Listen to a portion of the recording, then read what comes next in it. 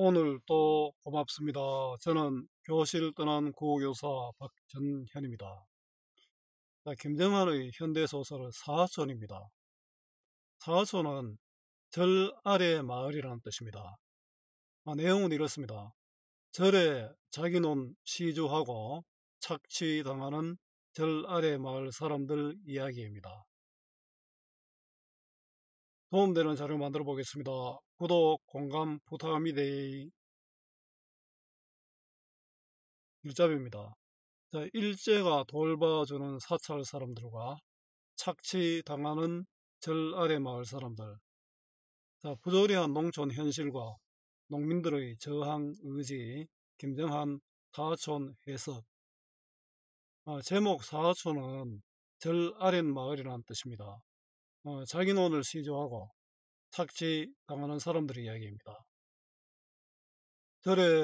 절에서 자식들을 위해서 논을 시주하면 좋다 해가 논을 시주했는데 그다음부터 굉장히 괴롭힘을 당합니다. 이렇게 시작합니다. 타장, 마당, 돌가루, 바닥같이 딱딱하게 말라붙은 뜰 한가운데 아마 굉장히 가물겠죠. 어디서 기어들었는지 난데없는 지렁이 한 마리 만신의 흙고물치를 해 가지고 바동바동 굴고 있다. 지렁이는 수분이 없으면 못 산다 그죠. 수분이 없으면 말라서 죽게 됩니다. 그 흙고물을 실어가지고 바동바동 하는 이런 모습을 상상해 보면 되겠습니다. 그런데 새카만 개미떼가 물어떼올 때마다 지렁이는 한층 더 모질게 발버둥질을 한다. 그 살려고 몸부림치는 거죠. 그러니까 여기서 이제 지렁이는 절 아래 동네 사람들이고 그 개미떼는 그 절편 사람들입니다. 그 서민들을 이 지주들이 모질게 한다는 것을 이렇게 표현하고 있습니다. 작품 시작 부분입니다. 지렁이는 억압받는 농민이고 개미떼는 일제와 친일파들입니다. 1930년대 소설 속 이야기지만 요즘 상황을 생각해 보게 됩니다. 우리가 개미떼에게 뜯기는 지렁이가 되어서는 안 됩니다. 개미떼가 달려들면 꿈틀할 줄도 알아야 합니다.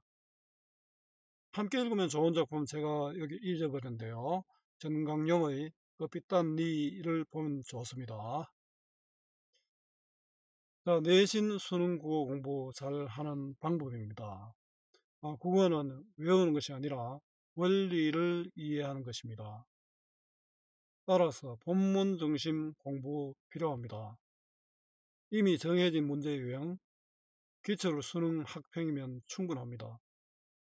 문제 답 해설하는 수업 10시간 듣는 것보다 스스로 한 편 본문 정리하고 문제 풀어보는 것 도움됩니다.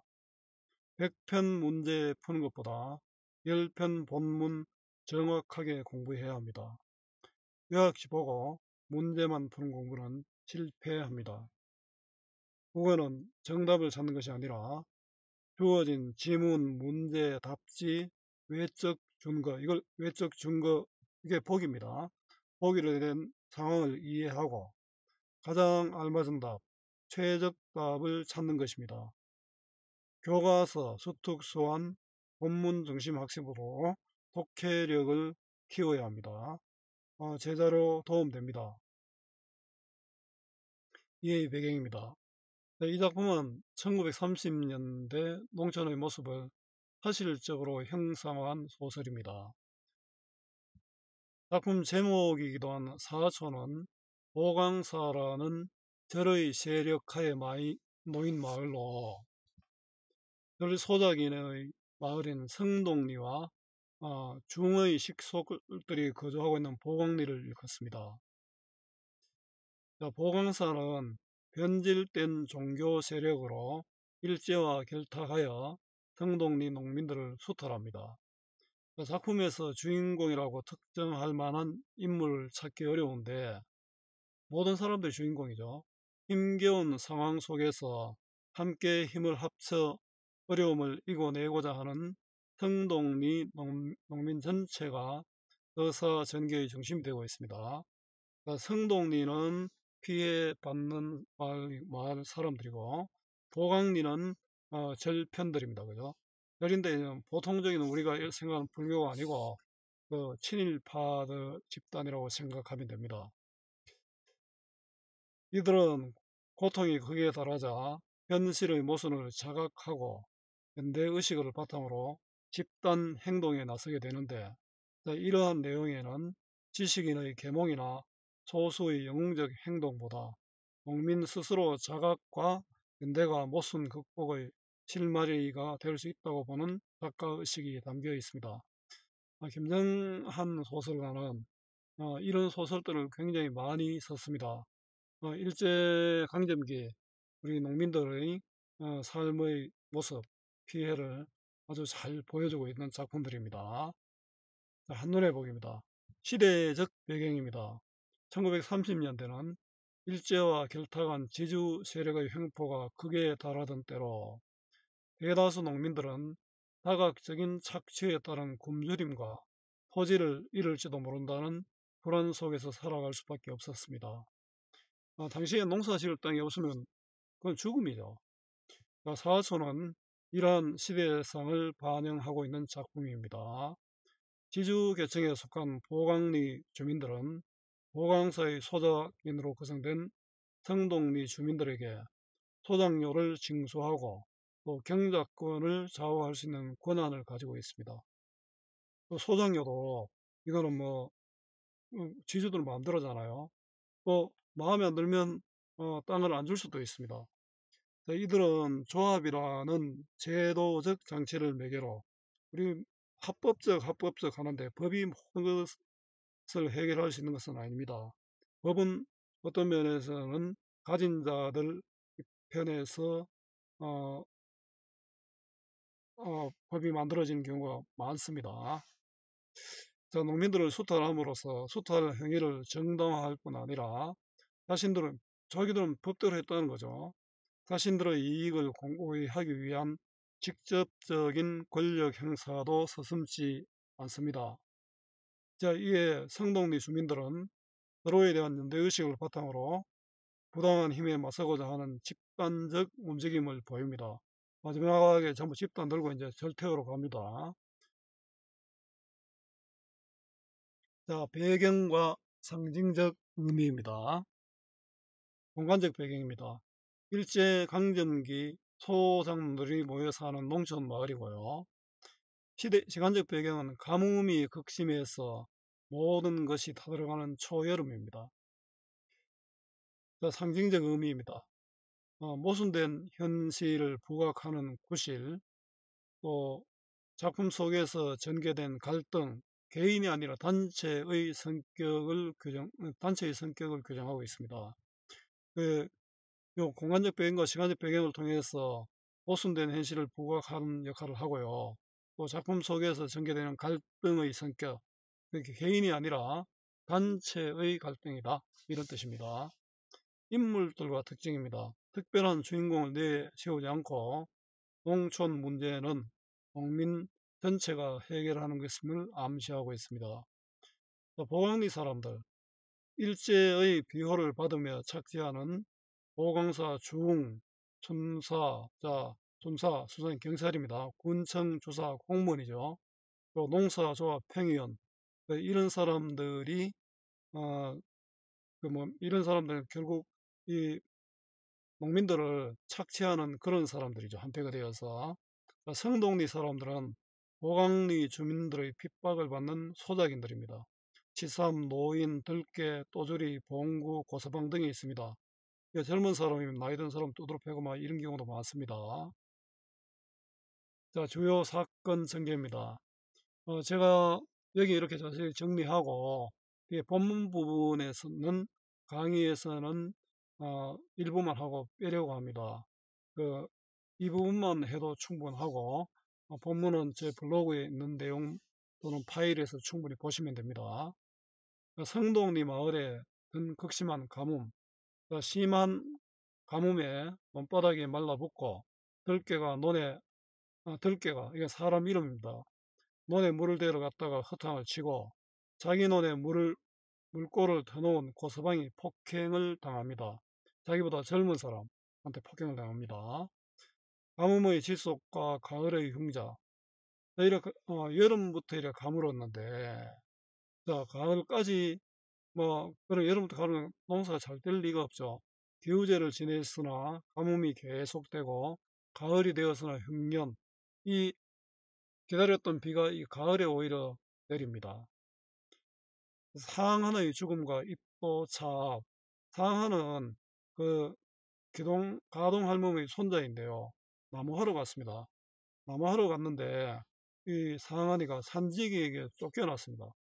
나무 못하서 쫓겨나다가 사고로 죽게 됩니다. 쫓기다 죽고 가동 할멈은 미치고 성동리 주민들의 눈에 입도차압.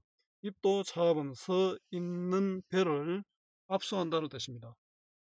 이게 이제 관청에 이제 이거 입도 차해도 가니까 관청에서 그래 이거는 압수한다. 농민들이 손대면 안 된다는 그런 뜻이죠. 그 관청과 이 보강리 사람들이 한패가 되어서 이런 일을 벌입니다. 팻말이 붙었습니다. 자, 보강사로 향하는 농민들. 자, 사업 취소와 소장로 면제를 탄원하기 위해 농민들이 집단을 들고 보강사로 가는데 아이들도 절 태우러 간다고 부단히들 떠들어댑니다. 참 농민들이 서로 이 문제는 우리들 전체의 문제고 혼자서 해결하는 것이 아니라 우리 적극적으로 항의를 해야 되겠다라는 그런 의지를 보여주고 있죠. 줄거리입니다. 극심한 가뭄으로 논에 물을 대지 못하자 성동리 주민들은 어떻게든 물을 대기 위해 노력하고 고서방은 물을 넉넉히 끌어쓴 보관리 주민과 마찰을 빚다가 결국 주재소는 파출소입니다. 이 주재소도 또 전부 다 뭐 보강리 사람들입니다. 그 중들 편입니다. 주재소에 끌려갑니다. 가뭄이 지속되자 보강사에서는 기우제를 지내는데 성동리 주민들은 빚 갚을 돈을 시주로 보태기도 하지만 여전히 비가 올 기미는 보이지 않습니다. 한편 성동리의 상한이라는 아이는 굶주림을 해결하기 위해 보강사에 산에 가는데 간지기에게 쫓기다 목숨을 잃습니다. 그의 가을 흉작이 들었는데도 보강사 간평위원, 간평위원은 보강사의 조합의 위원들인데 간평은 수확량을 이제 조사하는 그런 사람들입니다. 성동리 주민들의 눈에 높은 소장료를 매기고 조합 이사는 밀린 대금의 지불 기한을 연기해달라는 주민들의 청을 무시합니다. 자, 이익과 벼를 압류당하고 굶어 죽을 위기에 처한 성동리 남정들은 압류 취소와 소장료 면제를 탄원하기 위해 보강사로 향합니다. 자, 감상하기입니다. 앞부분 줄거리입니다. 가뭄이 심한 여름날 치삼노인이 감나무 아래에서 밑구리를 찢고 있다. 이 밑구리는 딸이 류마티즘에 좋은 약이라고 보내준 것입니다. 치삼노인은 입에서 피를 토하고 만다. 몸이 안 좋죠. 노인의 아들 들깨가 들어와서 중들이 물을 가로막고 있다고 말하면서 중놈들이 미워서 그 동네에 못 살겠다고 한탄을 합니다. 자식들을 위해서 논을 바쳐야 한다는 중의 말을 믿고 별에 자기의 논을 시지했던 치삼노인은 중놈이라는 말만 들어도 가슴이 섬찟해집니다. 자기 논을 바치고도 이런 대접을 받아야 되니까요. 원래 이 마을에서는 물 걱정을 하지 않았었는데 수도 사무소에서 저수지를 만든 후부터 물 걱정을 하게 된 것입니다. 저수지의 물꼬를 여러 대 주지만 상보 이쪽 보강리 사람들의 논에만 물이 가고 하보 성동리 사람들이죠. 하보의 논에는 물이 잘 닿지 않으므로 아래의 논의 농사를 짓고 있었는데 그들은 자기들의 논에 물을 먼저 끌어간다. 가뭄이 계속되었지만 그나마 있는 봄물은 보강사 중들이 죄다 가로막고 있어서 물을 대려야 될 수도 없었다. 자, 원래 마을 사람들 땅인데 절에 시주하고 소작이 된 마을 사람들의 비극입니다. 자, 본 목에 논을 가지고서도 유아독전식으로 날뛰는 절 사람들의 세도에 눌려 흘러오는 물조차 마음대로 못된 곰보 고서방은 마침내 따는 큰 마음을 먹고 자기 논 물꼬를 조금 더 터놓았다. 본모는 보는 논에 필요한 물을 담아둔 것입니다. 그 저수지 말고 조그만한 그런 물을 저장하는 곳이라고 생각합니다. 그 본목은 이 본물이 들어오는 곳입니다.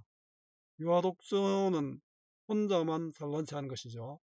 저 사람들은 그 여는 뭐 일제하고 뭐 일제 파출소 이런 사람들 전부 한 표를 뒷봐주고 있으니까요. 물론 이 사람들 돈을 줬겠죠. 저 사람들 세도는 권세잖아요. 권세에 눌려 흘러오는 물조차 마음대로 못된 곰보. 곰보는 얼굴에 흠이 있는 사람이죠. 옛날에 천연두가 걸리면 이제 얼굴에 흠이 생깁니다. 이런 사람 낮잡아 부르는 말입니다. 곰보는 큰맘 먹고 그 물이 흐르는 게 묽고 물이 흐르는 길을 조금 더 놓았습니다. 그러자 그걸 본 한 양반은 양반 상놈이 아니고 한 사람이라는 뜻입니다. 이 사람은 절과 관련 있는 사람 친일파입니다.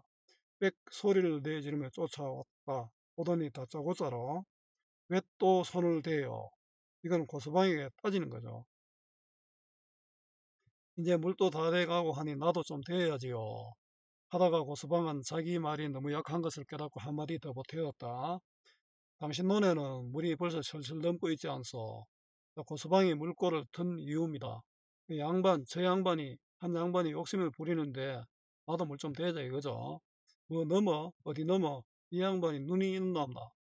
아주 이기적이고 그 나쁜 놈이죠. 나쁜 놈이죠, 이런 놈은. 하며 그는 곰보는 물꼬를 봉하려고 막으려고 들었다. 안 돼요. 곰보는 물꼬를 아까보다 더 크게 열면서 위에 있는 놈은 한번 적시지도 못하게 하고 아랫놈만 두렁이 넘게 물을 실려는 것이 너무하지 않소. 자, 위에 있는 놈은 양반의 논이다. 그죠? 고강리 사람들의 논입니다. 아랫놈은 고서방이 소작하는 논입니다. 고서방이 지금 항의를 하고 있습니다. 우와? 그렇게 노려보면 어쩔 테요. 이 친구가 밥줄이 제법 톡톡한 모양이로군. 그 고서방이 나이도 더 많은데 이런 이야기를 합니다. 이 말은 당신 먹고 살만하구나. 자기 놈도 없는 고서방을 반어적으로 비꼬고 있습니다. 그 제주 대신 소작권을 관리하는 마름의 역할을 하는 양반의 협박입니다. 한 양반, 이 사람의 협박입니다. 양반 상놈 양반이 아니라 했죠. 그는 비쭉 냉소를 했다. 자, 비웃었다는 거죠. 이 친구 내 집에는 그래도 애비 또 삼촌도 없니? 누굴 보고 이 친구 저 친구에 자신을 하대하는 양반의 무례함을 꾸짖고 있습니다. 불만을 드러내는 거죠.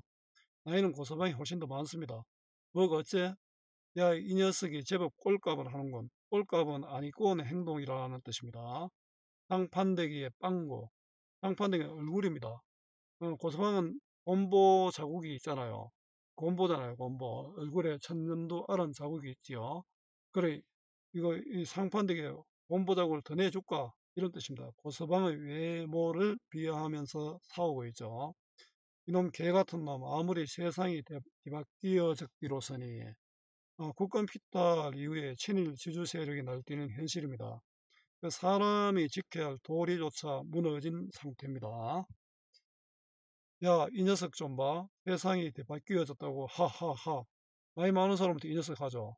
그도 다른 사람도 다 들으라는 듯이 소리를 높이더니 예익기 건방진 녀석. 그리고 저보다 몸피는 몸 크기입니다. 몸 굵기가 훨씬 큰 곰보의 뺨을 한 대 갈겼다. 믿는 구석이 있어서 하는 행동이죠. 이 경찰들과 구제소 사람들과도 한패입니다. 이게 뭘 믿고서 곰보가 하도 적은이가 없어서 그자의 멱살을 불끈 졸라지니까 그 근방에 있던 같은 패들이 벌떼처럼 우 몰려왔다. 패들은 이 양반과 같은 보안리 사람들이죠. 절 사람들입니다. 고서방에게 폭력을 행사하려고 왔습니다. 그러자 아까 가동 늙은이를 상에 놓고 고자행이 이시봉이가 풋볼 차던 형식으로 곰보의 아랫배 짬을 콱 찔렀다. 가동 늙은이를 이 이시봉이가 다치게 했죠. 근데 가동 할미를 폭격했던 주재소의 고자질을 일삼는 이시봉입니다. 곰보는 그 자리에 쓰러졌다. 쓰러진 놈을 여러 놈들이 밟고 차고 그러다가 나중에 뻗어져 누운 놈을 끌고 주재소까지 끌고 가자고 야단이다. 본부는 그 말이 무서워서 무엇보다도 무서워서 잘못했다고 빌지 않을 수가 없었다. 자, 주재소는 친일파들 편입니다. 권력을 비호받고 있는 사람들이죠. 지금도 이런 세력들이 있지 않은지 모르겠습니다. 자, 들깨가 곁에 가도 곰보는 너기른 사람처럼 논두렁에 멍하니 앉아 있었다. 왼편 눈밑이 버렇게 부어 올랐다. 저수지의 물은 그에 끊어졌다. 자, 물 끊어진 수문을 우두커니 들여다보는 농민들은 하도 억울해서 말도 욕도 아니 나오고 그만 그곳에 주저앉았다. 그와 동시에 온종일 숙회처럼, 숙회는 농민들을 비유하고 있습니다. 주기법이죠. 쫓아다니는 피로까지 엄습해서 일어날 생각이 없었다. 자, 물을 떼지 못한 농민들의 처지, 절망감과 좌절감이 드러납니다. 그러나 한편 물을 흐무시댄 보강리, 최근에 생긴 중마을 사람들은 물을 못 뗀 성동리 사람들과 물을 뗀 보강리 사람들의 대조적인 상황을 통해 당시 상황을 보여줍니다. 보강리 사람들의 이기적인 태도가 드러나죠. 제 논의 물이 행여 아랫논으로 넘쳐 흐를세라 도둑 얻은 물과 논두렁 맞은 짬을 한층 더 단단히 단속하느라고 몹시 바빴다. 고서방은 분도 분이지만 그보다 내년 봄엔 영락없이 그절 논 두마지기가 떨어지고 말 것을 생각하면 앞으로 살아나갈 일이 꿈같이 암담하였다. 이 사건으로 생계를 걱정해야 하는 고서방의 절망감, 이게 나중에 밤에 도망가는 야반 도주로 이어집니다. 논에 물을 대려다가 보강리 주민들에게 폭행당하고 생계를 걱정하는 고서방입니다. 자, 나머지 부분들은 좀 넘어가겠습니다. 이 부분들은 일단 앞에 내용 정리를 충분히 했고요. 또 이런 부분들은 여러분 직접 책을 보거나 또는 제 블로그 내용을 보면은 좋겠습니다. 자, 여기에 이런 사람들이 결국은 어디 되는 거마. 그들의 손에는 여름 못한 집단이며 공대 메밀대가 잡혀 있었다. 아무리 이야기해도 이 보강리 사람들이 말을 들어주지 않습니다. 오히려 그들 돈을 더 많이 거두어 가려고 합니다. 여름 못은 열매를 맺지 못한 집단 공대 메밀대는 불을 낼 수 있는 것들이죠. 하도 안 되니까 이 사람들이 이런 것들을 들고 절로 갑니다. 이거는 농민들의 적극적인 저항 의지가 드러납니다. 이윽고 그들은 긴 줄을 지어가지고 차압 취소와 소종료 면제를 탄원해보려고 묵묵히 마을을 떠났다. 농민들이 바라는 거는 그 논에 있는 벼를 너희들 건드리지 마라 하고 압류를 했잖아요. 이거 취소하는 거하고 소장료를 좀 면제해 둬. 이거다, 그죠? 아낙네들은 전장에나 보내는 듯이. 자, 이거는 남편들을 보내는 어떤 비장감이 느껴지죠. 돌담 너머로 고개를 내 가지고 남정들을 보냈다. 만약 보강사에서 들어주지 않는다면 하고 이를 염려했다. 자, 보강사는 수탈의 주체입니다. 이거는 뒷일은 뭐냐면 큰 일을 왕화를 걱정하는 아낙네들입니다. 이거는 전지적 서술자가 인물의 내면 심리를 서술하고 있죠. 전지적 작가 시점입니다. 그러나 또주리 뜰게 철환이 봉구 이들 장정을 선두로 빈 집단을 든 무리들은 어느새 벌써 동네 뒤 산길을 더우 잡았다. 장정은 힘센 남자들입니다. 더우 잡다는 움켜잡았다. 산길까지 올랐다는 그런 뜻입니다. 특별한 주인공 없이 마을 사람들 전체가 주인공으로 개인의 문제가 아니라 집단의 문제임을 보여줍니다. 철없는 아이들도 행렬의 꽁무니에 붙어서 절 태우러 간다고 부산이 떠들어댔다. 방화 사태가 발생할 것을 암시했습니다. 요 열린 결말이죠. 불을 붙였다 안 붙였다 이런 게 없잖아요. 열린 결말로 독자의 관심을 끌어냅니다. 집단을 들고 보강사로 가는 농민들의 쟁입니다. 투쟁이죠.